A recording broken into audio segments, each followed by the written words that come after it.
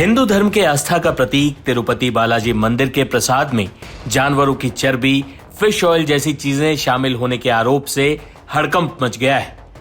आरोप लगाया भी आंध्र प्रदेश के मुख्यमंत्री चंद्रबाबू नायडू ने। विश्व प्रसिद्ध तिरुपति वेंकटेश्वर मंदिर के प्रसाद में मिलावट की पुष्टि भी हो गई। बता दें कि आंध्र प्रदेश के सीएम चंद्रबाबू नायडू ने आरोपियों के खिलाफ कड़ी कार्रवाई की बात कही।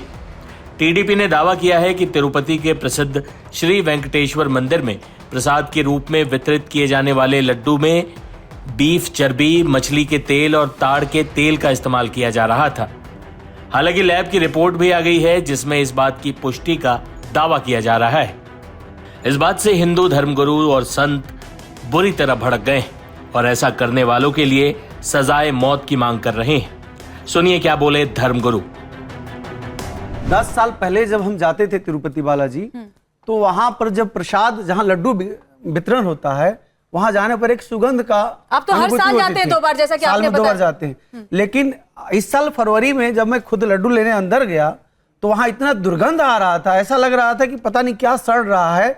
और साथ ही साथ वहां से लड्डू लाने के बाद 3 दिन में फफूंद, ब्लैक फफूंद। चलिए जी, बहुत बेसिक सा मेरा सवाल है, क्योंकि जो श्रद्धालु वहां पर गए हैं, जिन्होंने भूलवश ये खा लिया है, उनके मन में ये बात है कि ऐसा तो नहीं कि हमारा धर्म भ्रष्ट हो गया हो, ऐसा तो नहीं कि हमसे बहुत बड़ा पाप हो गया हो, क्योंकि आप सभी आचार्य यहाँ मौजूद हैं। आप जरा उनके मन की शंका को शांत देखिए, उन्हें पंचगव्य एक बार जीवन में जरूर पान करना चाहिए। पंचगव्य जो है दूध, दही, घी और गोमूत्र और गाय का गोबर, इन 5 चीजों से बना होता है।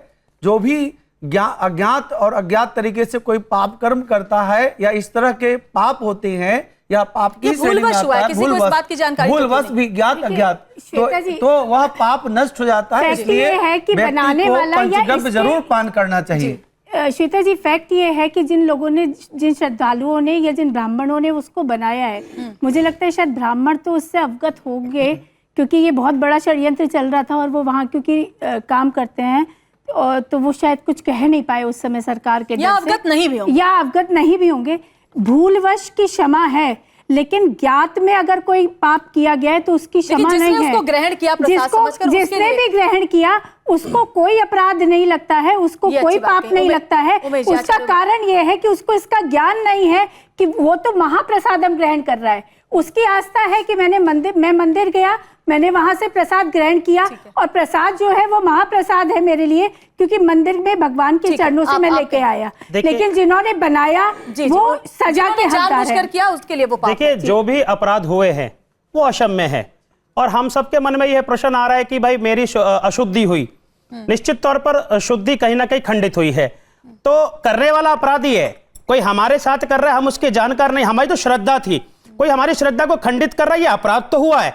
मेरा तो आप सभी को, जो न्यूज चैनल्स में हम सबको सुन रहे हैं, मेरा सबसे निवेदन है, जब हम भगवान को स्नान इत्यादि कराते हैं, भगवान विष्णु को स्नान कराते हैं, तो जो चरणामृत होता है, जो चरणों से निकलकर जो आता है, उसका सेवन हम सबको करना चाहिए।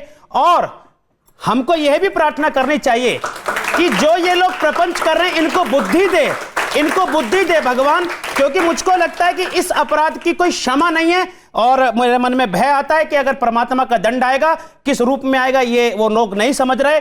मैं ये बात जरूर आपके चैनल से कहूंगा कि जो ये पार्टी है जगन मोहन रेड्डी की, उस राज्य से वह सत्ता से बिल्कुल समाप्त हो जाए, ये शराप हम जरूर देंगे आपके चैनल के माध्यम से।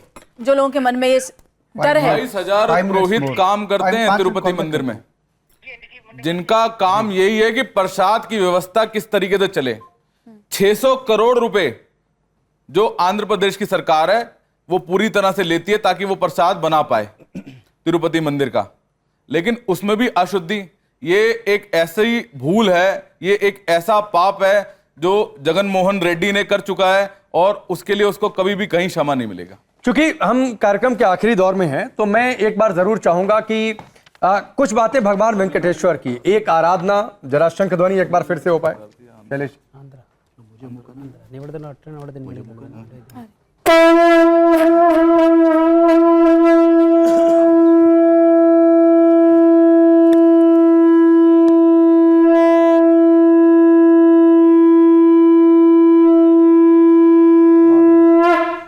पार्वती पतये हर हर महादेव।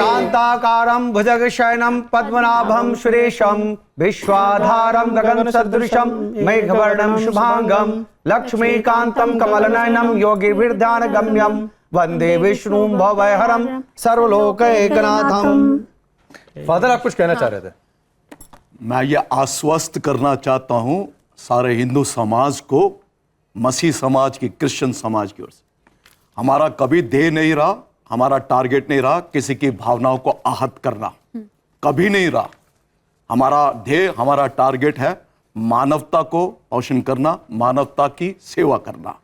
और अगर किसी ने ऐसा कुछ वहां किया है, अगर किसी ने ऐसा वहां पर कुछ किया है, तो मैं व्यक्तिगत रूप से उनके लिए फांसी की कठिनतम फांसी की कठिनतम फांसी की फांसी सजा, से भी अधिक, संत जी उससे भी कहीं अधिक। किसी की आस्था, फादर, किसी की आस्था के आप साथ बोल रहे खिलवाड़ तो नहीं करना, माननीय सुप्रीम कोर्ट से आग्रह उसकी है, हत्या करना, मैं कठिनतम सजा की मांग करता हूं।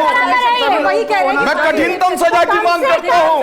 वर्तमान जो पूर्व सरकार है उसके लिए भी, और यह भी मांग करता हूं कि जो वर्तमान सरकार है, क्या वो वहां पर तिरुपति बाला मंदिर में अब जो प्रसाद बन रहा है, क्या वो शुद्ध है? यह भी मांग करता हूं।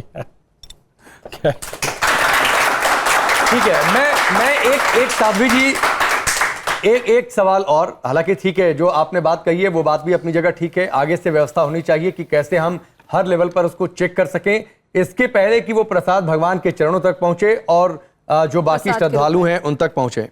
लेकिन एक चीज मैं फिर आता हूं, क्योंकि इस देश में एक बहस चलती है कि कोई असुरक्षित है, कोई कौन है। मैं पॉलिटिकल डिबेट में नहीं जाना चाहता हूं, लेकिन मामला देश की सबसे बड़ी अदालत में है। आप साधु संतों की राय क्या है? मैं एक एक करके मैं चाहूंगा 30-30 सेकंड आप लोग और बोलें। अपनी बात। देखिए, मैं आचार्य शैलेश तिवारी पिछले 15 साल से मैं लगातार हर वर्ष 2 बार तिरुपति बालाजी का दर्शन करता हूं, और यह बहुत बड़ा कुठाराघात है हमारे सनातन धर्म पर, और मैं अपने ऊपर भी कुठाराघात समझता हूं, क्योंकि यह बहुत बड़ा अपराध है। इस अपराध का एक ही दंड है, मृत्युदंड। माननीय सुप्रीम कोर्ट से मैं मांग करता हूं कि जो भी संलिप्त हैं उनको मृत्युदंड मिलना चाहिए, चाहे वह किसी भी स्तर के व्यक्ति हो। देखिए, जिस तरीके से प्रसाद में जो रिपोर्ट आई है और ये पाया गया है कि इसमें जो ऑयल है वो फिश ऑयल है, जो भी सुअर की चर्बी है, जो भी कुछ है, जो इससे धर्म भ्रष्ट हुआ है, और किसी भी व्यक्ति के धर्म को भ्रष्ट करना ऐसा है जैसा कि उसकी हत्या करना, और हत्या की सजा मृत्युदंड होनी चाहिए, इससे कम कुछ भी स्वीकार नहीं। ये अपराध है और सर्वोच्च न्यायालय के अंदर ये विषय गया है, और अभी हमने देखा कि सर्वोच्च न्यायालय के जो मुख्य न्यायाधीश है उन्होंने गणपति जी की पूजा करी है। निश्चित तौर पर हिंदू के समर्थन में हमारा निर्णय जरूर आएगा। ठीक है, आप अमन गिरी जी। हजारों सालों से चलता हुआ काला कानून, मैं चाहता हूं कि इसको पूरी तरह से रिवोक करें। मोदी सरकार में कई तरीके से हिंदुओं के हितों की मांग और उसकी लिए काम करा गया है। मैं मोदी जी से भी ये प्रार्थना करूंगा कि मंदिरों के ऊपर जो सरकारों का कब्जा है वो हटाया जाए। सबके लिए 2 मिनट बोल देते। जी जल्दी।